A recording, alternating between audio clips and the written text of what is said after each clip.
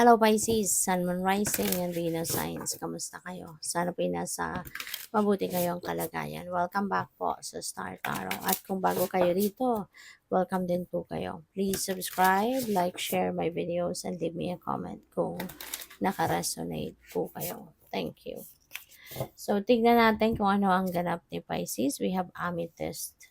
Ayan, Pisces. So, baka ang iba sa inyo rito, maybe panawagan na to sa'yo, heads up ito sa'yo, na it's about time na for you to release old patterns sa buhay mo, old energies. Kasi po pwedeng stale energy na to. Dahil, kumbaga, paulit-ulit, paikot-ikot na lang yan sa isip mo or sa sarili mo na iniisip mo. Po pwedeng, hindi ka nagpo-progress, walang development, no, sa mga ginagawa mo. Maybe because of that old patterns na talagang sinusunod mo pa, no? Or maaaring ino-observe mo. So, maaari, no, na yun ang nagiging blockage mo, Pisces. Maaaring this is the blockage sa buhay mo kung bakit maaaring hindi natutuloy, no, yung progress mo, yung pag-asenso mo because of that old patterns na sinusunod mo. Okay? So, if this message resonates with you, then alam ninyo kung ano yan na sinusunod ninyo na imbes na aasenso kayo, yun ang parang nag-hold back na sa'yo. At maaaring mapapansin mo na yan sa ngayon. Na kung wala itong pinaniniwalaan ko, siguro, 'di ba, mayaman ka na or masyado ka ng mataas ngayon, 'di ba, or very successful ka na, yung mga gano'n, 'di ba? Kasi mapapansin mo din 'yan, na mapapansin mo kung ano yung blockage mo. Maaaring this time, mapag-isipan mo 'yan na siguro kaya ako hindi umaasenso ng bonggang-bongga kasi dahil dito, no, sa isang bagay. So, yun. So, tignan natin kung ano pa ang ganap for Pisces. So, we have nourishment, Pisces. Baka kailangan ninyo ngayon ng nourishment. Alam mo yun, sa sobrang busy siguro ninyo, baka nakakaligtaan mo na yung pagsa-self-care mo. Maaaring hindi mo na rin nga alam mo yun, baka hindi ka na nakakapagluto, no, ng mga lutong bahay, hindi ka na nakakakain ng masustansya dahil siguro sa dami mong ginagawa or for whatever reason, ano. So, this is an invitation para sa iyo, a reminder at the same time na it's about time na for you to nourish yourself. It's about time na para na alagaan mo ang inyong sarili. Alright? Kumain ng masustansya, mag-focus, bigyan mo ng time ang sarili mo na makapag-unwind, bigyan mo yung sarili mo na makapag-take a breather, bigyan mo yung sarili mo ng time, 'di ba, para magkaroon ng quality sleep, At saka importante, no, yung pagkain. Baka nalilipasan na din kayo ng gutom dahil sa kabisihan ninyo. Alright? So, kapag gutom tayo, 'di ba, hindi rin natin nagagawa ng maayos ang ginagawa natin kasi hindi tayo makapag-concentrate kung gutom tayo, 'di ba? So, what else? We have King of Cups. Ayan. So, ikaw ito, Pisces, this is your energy.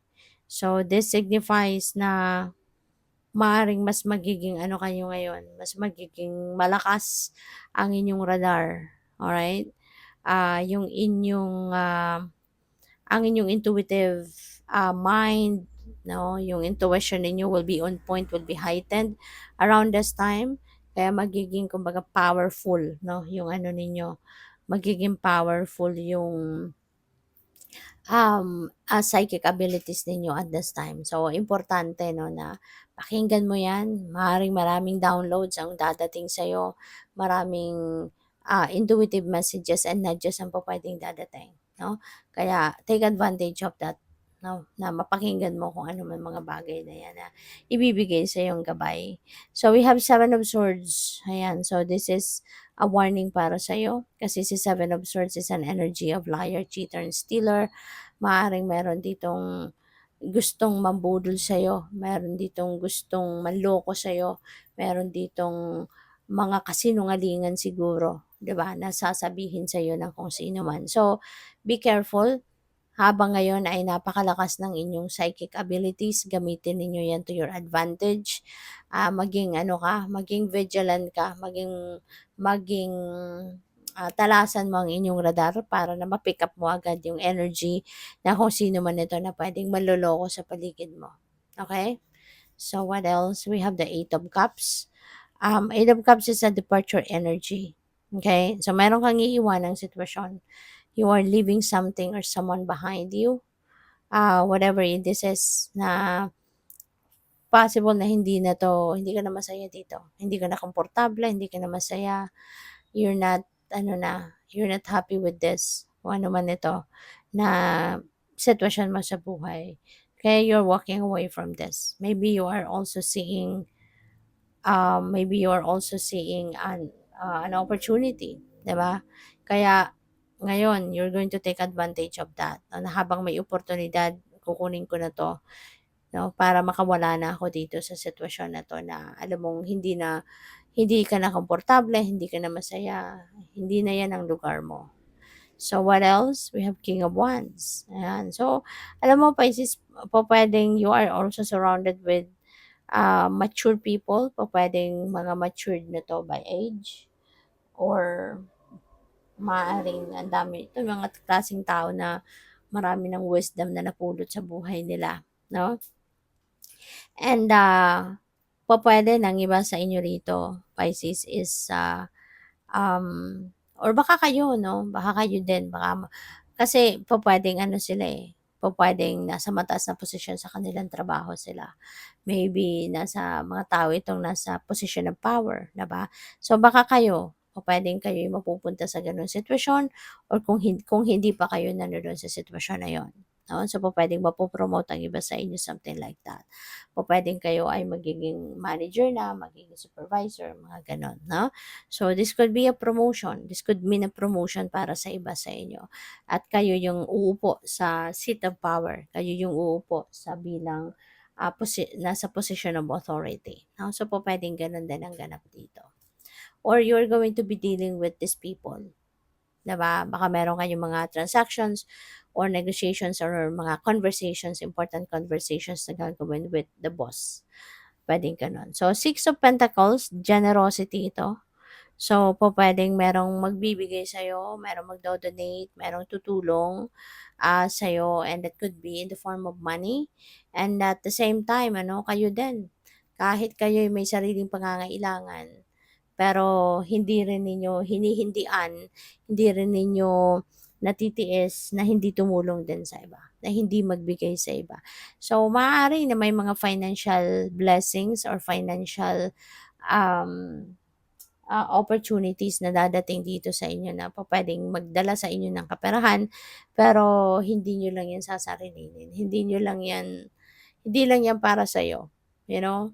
You are considering that as a blessing para din na makapag-bless ka din ng ibang tao. So, kaya kayo bini-bless din 'no, ng universe ng maraming biyaya because ano ka din, mapagbigay ka din, 'no?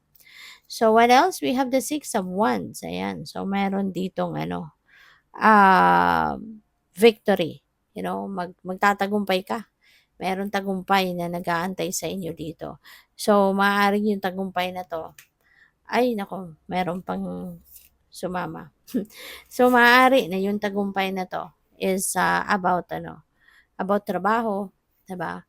Or pupuwedeng yung tagumpay na 'to is related din dito sa pag-alis mo. Baka yung tagumpay na 'to dadating sa buhay mo pagkaalis mo dito, 'di ba?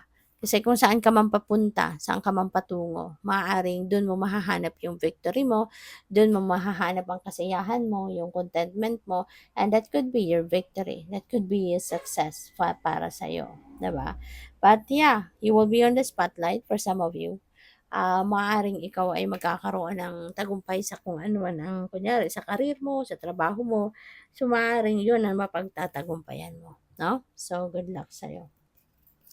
So, we have Ace of Swords. Si Ace of Swords is a new beginning and also this is about ideas, 'no? Maaaring meron kang mga bagong ideas, may mga light bulb moment kumbaga na all of a sudden merong papasok na impormasyon, no, na siyang makakapagpalinaw ng inyong isipan at makakatulong na makapagdesisyon ka ng mabuti, ng maayos, 'di ba? Puwedeng gano'n. With the Eight of Pentacles, this is trabaho. So, feeling ko dito yung victory na 'to is related to your career, related to your work, 'no? So, maaring kasi masipag ka din, masipag ka, matiyaga ka. So, lahat ng effort na ginawa mo, 'no, eto na, pagtatagumpayan mo na, 'di ba? So, and kaya kayo may rason to celebrate, 'di ba? Si Three of Cups is a celebration energy. So, yun, magtatagumpay ka, 'di ba? Kaya maaring yun ang ise-celebrate mo. Maaring yun ang ikakasaya mo sa ngayon, no? Maybe you're going to celebrate that victory with your family and friends, 'di ba? Yung gano'n. Kaya have fun and congrats. Thank you for watching. Love and light. Namaste.